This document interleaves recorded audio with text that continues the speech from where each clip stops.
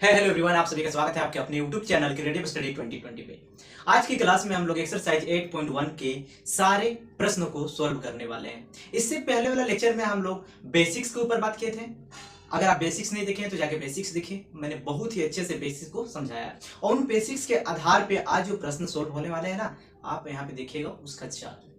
तो आइए दोस्तों, आप चाहे जेट बोर्ड से हो या फिर यूपी बोर्ड से हो या फिर आप बिहार बोर्ड से हैं, ये सभी एनसीईआरटी बोर्ड फॉलो करने वाले के लिए है। तो आइए इसका हम लोग सॉल्यूशन देखते हैं, जैसा कि हमारा क्वेश्चन लिखा हुआ है बोर्ड पे और उसका हम लोग सॉल्यूशन करते हैं।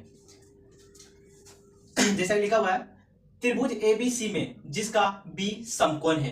बी क्या है? समकोण है। अगर इसका नामकरण करें ए, बी और सी, तो बी हमारा क्या है? समकोण है। ए बी हमारा 24 सेंटीमीटर है। ए से लेके बी तक हमारा कितना है? 24 सेंटीमीटर।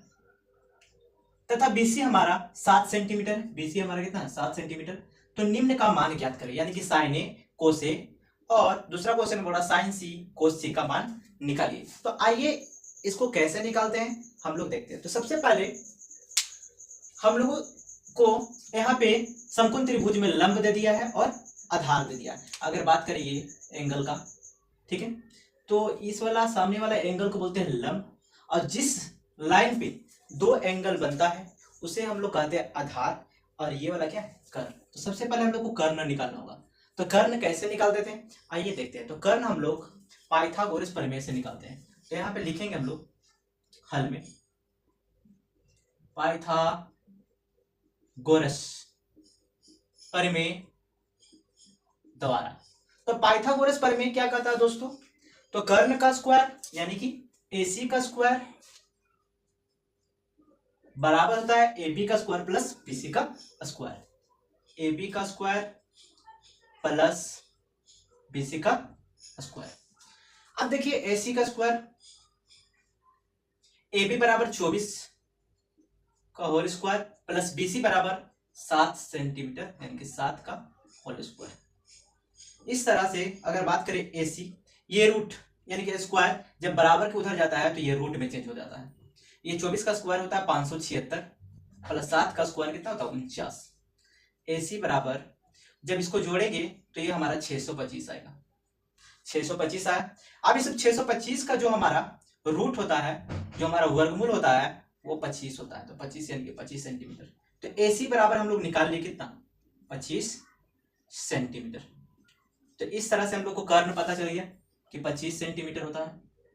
अब हम लोग को क्वेश्चन में क्या बोला है, तो चलिए जो क्वेश्चन में दिया है उसको सबसे पहले हम लोग निकालते हैं। सबसे बोला पहले ए में कि साइन ए, तो साइन ए का मतलब इस वाला एंगल को लेके चलेंगे, यानी कि इस वाला एंगल को लेके चलेंगे तो इसका सामने वाला क्या होगा? लंब होगा। और हम लोग जानते हैं कि साइन का फॉर्मूला जो होता है लंब बटा क्या होता है? कर्ण होता है। तो इसका सामने वाला क्या हो गया? लंब। तो लंब हो गया 7 सेंटीमीटर और ये कर्ण कितना निकाले? 25 सेंटीमीटर। तो हम लोग पहला निकाल लिए। दूसरा क्या बोल रहा है? कोस ए। तो कोस ए का फॉर्मूला होता है आधार बटा कर्ण। तो आधार ये हो गया 24 सेंटीमीटर और कर्ण कितना निकाले? 25। तो इस तरह से हम लोग साइन ए और कोस ए का वैल्यू निकाल लिए। अब आइए हम लोग दूसरे प्रश्न में क्या बोल रहा है? साइन सी। तो साइन सी यानी कि ये वाला एंगल को कंसीडर लेके चलेंगे हम लोग। इस एंगल को कंसीडर करेंगे तो इस एंगल का सामने वाला जो होता है वो हमारा लंब हो जाता है। और साइन सी का फॉर्मूला जो हम लोग जानते हैं, साइन का लंब बटा क्या होता है? कर्ण। तो ये वाला हमारा क्या हो गया? लंब। तो लंब कितना है? 24। कर्ण कितना निकाले? 25 सेंटीमीटर। ओके। अगर कोस सी की बात करें तो कोस सी का फॉर्मूला हम लोग जानते हैं कि आधार बटा क्या होता है? कर्ण। और अगर इस एंगल को कंसीडर करें तो इस लाइन पे दो एंगल बन रहा है, तो ये लाइन पे तो ये हमारा क्या हो गया? आधार हो गया। तो ये आधार यानी कि 7 सेंटीमीटर और कर्ण हमारा कितना है? 25 सेंटीमीटर। तो इस तरह से हम लोग कोस ए और साइन ए का वैल्यू निकाल लिए और साइन सी और कोस सी का वैल्यू निकाल लिए। तो पहला प्रश्न हमारा क्या हो गया? सोल्व हो गया दोस्तों। अगर वीडियो पसंद आया हो तो लाइक कीजिएगा और चैनल पे नए होंगे तो सब्सक्राइब कर दीजिएगा और बेल आइकन को प्रेस कर नोटिफिकेशन ऑन कर लीजिए, ताकि जब भी मैं वीडियो बनाऊं तो आपको तक नोटिफिकेशन जल्दी मिल सके। तो आज के लिए इतना ही, फिर मिलेंगे अगले लेक्चर में। हेलो एवरीवन, आप सभी का स्वागत है आपके अपने यूट्यूब चैनल क्रिएटिव स्टडी 2020 पे। आज हम लोग एक्सरसाइज 8.1 का दूसरे प्रश्न में आ चुके हैं। हम लोग इससे पहले बेसिक्स के बारे में पढ़ चुके हैं। आइए हम लोग बिना देर किए ही क्वेश्चन को पढ़ते हैं और इसको हल करते हैं। तो जैसे कि आकृति 8.13 में 10p माइनस कोट आर का मान ज्ञात करना है। तो हम लोग जानते हैं कि 10p यानी कि अगर बात करें तो 10p का मान निकालना है सबसे पहले, फिर कोट p का मान कोट r का मान निकालना। इन दोनों का मान निकालकर हम लोग इसको क्या करेंगे, सॉल्यूशन करेंगे। तो आइए सबसे पहले इसको हम लोग हल करते हैं। तो हल, तो यहाँ पे देखिए इस आकृति में क्या दिया है, PQ बराबर दे दिया 12 सेंटीमीटर और PR बराबर दे दिया 13 सेंटीमीटर, यानी कि लंब दे दिया हमारा 12 सेंटीमीटर, कर्ण हमारा 13 सेंटीमीटर दे दिया और आधार नहीं दिया है। तो आइए सबसे पहले पाइथागोरस प्रमेय फॉर्मूला को लगाकर हम लोग आधार को निकालते हैं। तो कैसे निकालते हैं देखते हैं। पाइथागोरस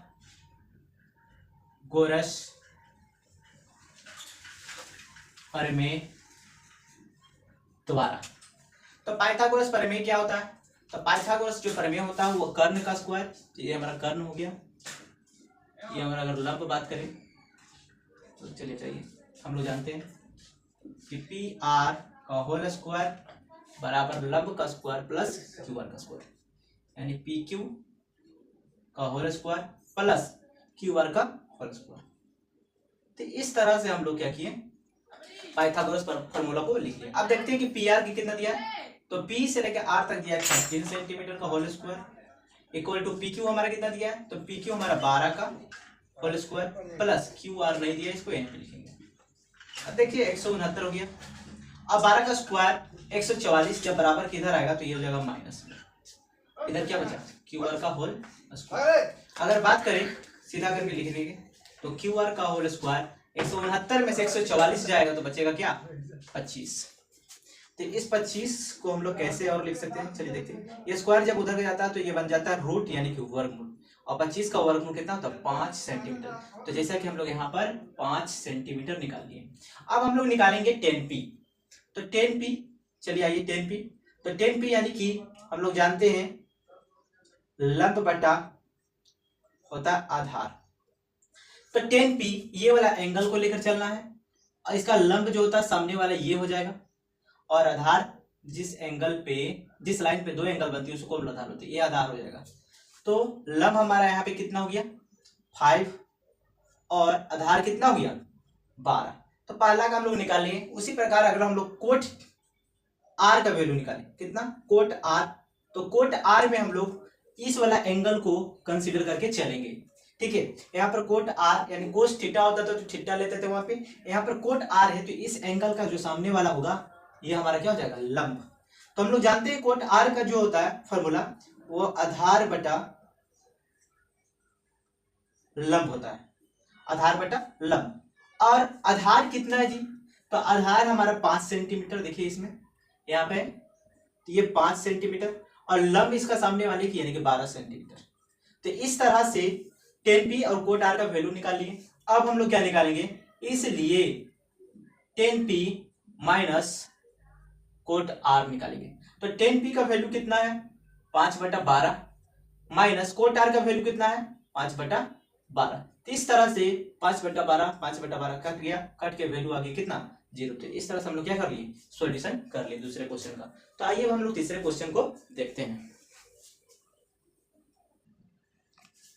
तो दूसरे क्वेश्चन करने के बाद हम लोग तीसरे प्रश्न में आ गए हैं। तो आइए तीसरे प्रश्न को देखते हैं क्या लिखा हुआ। यदि sin a बराबर 3/4 तो cos a और tan a का मान परिकलित कीजिए। तो हमारा sin a बराबर दे दिया है 3/4 और cos a और tan a का मान निकालना। तो आइए कैसे निकालते हैं, सॉल्यूशन देखते हैं। तो सबसे पहले हमारा दिया क्या है, तो दिया है sin a बराबर 3/4 और sin का फॉर्मूला होता है लंब बटा कर्ण, यानी कि लंब दे दिया और कर्ण दे दिया। तो सबसे पहले एक फिगर हम लोग ड्रॉ करते हैं। इस फिगर में अगर हम लोग बनाएं तो साइन ए यानी कि ये वाला जो हो जाएगा ए और बी, हम लोग कहीं भी ले सकते हैं, BC कोई फर्क नहीं पड़ता। तो साइन ए, ठीक है। देखिए जिसमें ये वाला कोण का सामने जो होता है वो लंब होता है, तो लंब हमारा कितना हो गया 3 और ये कर्ण, ठीक है। ये वाला के सामने हमारा जो होता है कर्ण होता है, 90 डिग्री के सामने जो होता है वो क्या होता है, कर्ण होता है। तो कर्ण भी हम लोग लिख लिए। अब हम लोग को जो निकालना है आधार, तो आधार कैसे निकालते हैं, फिर हम लोग निकालेंगे cos A और tan A का मान। तो आधार निकालने का जो फॉर्मूला होता है पाइथागोरस प्रमेय, क्या पाइथागोरस प्रमेय द्वारा। पाइथागोरस प्रमेय क्या करता है कि कर्ण का स्क्वायर बराबर आधार का स्क्वायर प्लस लंब का स्क्वायर। तो इस तरह से हम लोग फॉर्मूला को लिख लिए, जिसमें कर्ण कितना है, AC हमारा कर्ण है तो कर्ण कितना दे दिया है 4 का स्क्वायर। AB हमारा आधार है, ये नहीं दिया, तो AB जैसा के तैसा। और BC क्या है जी, तो BC हमारा लंब है और लंब का वैल्यू दे दिया है 3 का स्क्वायर। अगर बात करें 4 का स्क्वायर कितना होता है, तो 16, AB का होल स्क्वायर और 3 का स्क्वायर करेंगे तो आएगा 9। अगर मैं बात करूं AB का होल स्क्वायर, तो ये 16 इधर आएगा तो इसको सीधा कर लेते हैं इस तरह से, क्या इधर आएगा तो माइनस में, और ये वाला वैल्यू इधर लिख दिया, AB को इधर लिख दिया। चलिए AB का होल स्क्वायर, अब देखिए ये हमारा क्या है, 16 में से 9 जाएगा तो 7 बचेगा।